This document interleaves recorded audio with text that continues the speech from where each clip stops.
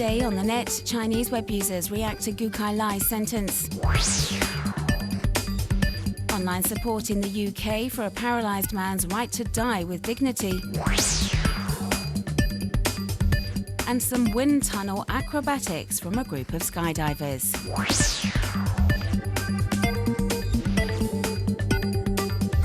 On Monday, a Chinese court suspended the death sentence of Gu Kai-lai, wife of disgraced Communist Party senior official Bo Xilai, after finding her guilty of the murder of a British businessman. The sentence has been met with widespread reaction from Chinese web users. Censorship on social networks was indeed relaxed following the announcement of the verdict. It's a sensitive case for the government, and the names of the key people involved remained blocked, although the keywords Gu Kai-lai were temporarily unblocked on certain sites. Many web users have reacted to the outcome of the trial, condemning the sentence, saying it's too soft.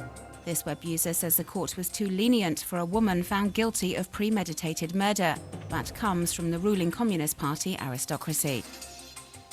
Lawyer Lu Xiaoyuan denounces a two-tiered justice system and wonders what the sentence would have been if it had been an ordinary Chinese citizen found guilty of the murder of a foreign national.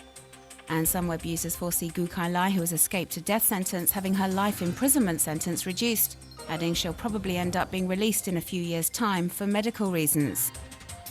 All these arguments have prompted this blogger to say the death sentence should quite simply be abolished in China.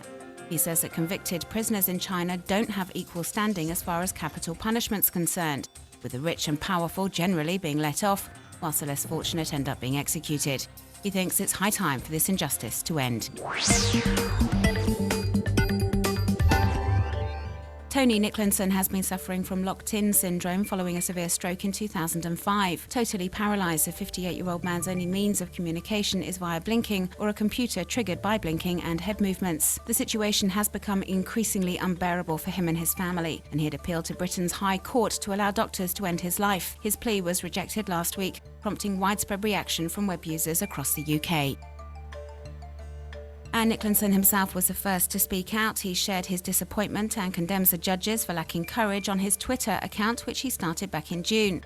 But he's not about to give up and promises he will continue to fight for his right to die with dignity. Nicholson has the unconditional support of his family. His daughter Beth posted a message to Twitter saying she and her father will not give in until their demands are met. And in this video posted online just several hours after the highly criticised ruling was announced, his wife Jane stands alongside him, denouncing the lack of compassion shown by the legal authorities, and appeals to web users to campaign to help bring about a change in euthanasia legislation in the UK. We'll carry on, won't we? Her appeal appears to have been widely circulated on the web.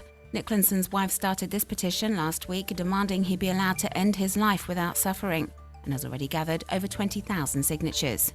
And there has been mass mobilisation on social media platforms too. Messages expressing solidarity with Tony Nicholson have been pouring onto Twitter, with web users saying they hope he wins his right to a pain-free death. In Britain, tax evasion and fraud is not something to be taken lightly. The UK Tax Authority has published photos of 20 of the country's most wanted tax fugitives on its Flickr page, people believed to have cost British taxpayers over £765 million. That's around €975 million. Tax officials hope the public will have information to help track down these most wanted and bring them to justice. In cases of legitimate rape, the female body has ways to prevent impregnation, and it's extremely rare a woman falls pregnant after being raped. Many Twitter users have been left shocked and outraged by these comments made on Sunday by the Republican Senate nominee from Missouri, Todd Akin. Web users have been stating that rape is never legitimate and slam Akin's insensitivity towards victims. Some think the controversy could well cost him his place in the Senate in November. In this video, we see skydiving collective Soul Flyers perform a free fly routine in a wind tunnel in Prague in the Czech Republic. A wonderful acrobatic performance with winds blowing at over 240 kilometers per hour.